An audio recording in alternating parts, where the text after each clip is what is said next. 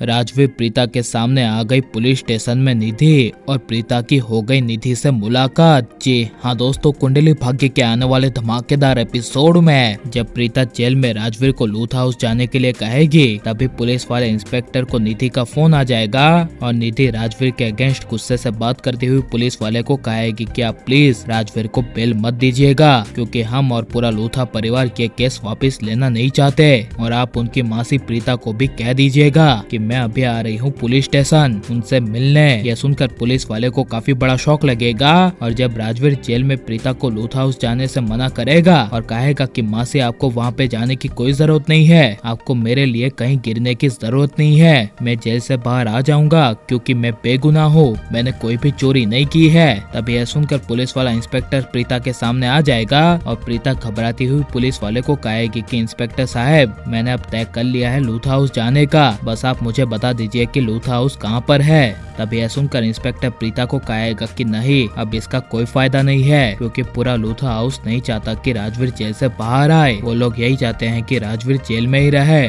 और इंस्पेक्टर प्रीता को कहेंगे कि अभी अभी शौर्य की माँ का यानी निधि का फोन आया था और उन्होंने कहा कि राजवीर को जेल से बाहर नहीं निकालना है, इसके लिए कोई भी राजी नहीं है, उसे उसके किए की सजा मिलनी चाहिए, और कहा कि शौर्य की माँ अभी पुलिस स्टेशन आ रही है आपसे मिलने। जिसे सुनकर प्रीता को काफी बड़ा झटका लगेगा और प्रीता इंस्पेक्टर को कहेगी कि वो लोग ऐसा कैसे कर सकते हैं, कोई भी इंसान हो ऐसा नहीं कर सकता, मैंने शौर्य की कितनी सारी गलतियां माफ की है, यहाँ तक कि वो अपने गुनाह के लिए जेल में था तो उसे जेल से बाहर निकलवाया था, वो लोग ऐसा नहीं कर सकते। जिसे सुनकर इंस्पेक्टर प्रीता को कहेगा अब ये तो आप लोग ही जानो, मेरा काम था आपको बताना तो मैंने आपको बता दिया है। ये कहकर इंस्पेक्टर प्रीता के सामने से चला जाएगा और जब प्रीता लूथ हाउस में जाने के बारे में सोच रही होगी और राजवीर अपनी माँ प्रीता को घबराते हुए देखेगा, तभी राजवीर प्रीता को कहेगा मासी मासी आप मेरी बात सुनिए, शौर्य की माँ आपसे मिलने आ रही है ना यहाँ पर, तो आप उनसे मिल लीजिएगा, आपको लूथ हाउस में जाने की कोई जरूरत नहीं है। जिसे सुनकर प्रीता कुछ बोल नहीं पाएगी और राजवीर की हालत देखकर प्रीता राजवीर को कहेगी ठीक है, मैं शौर्य की माँ से तेरे बेल की बात करूंगी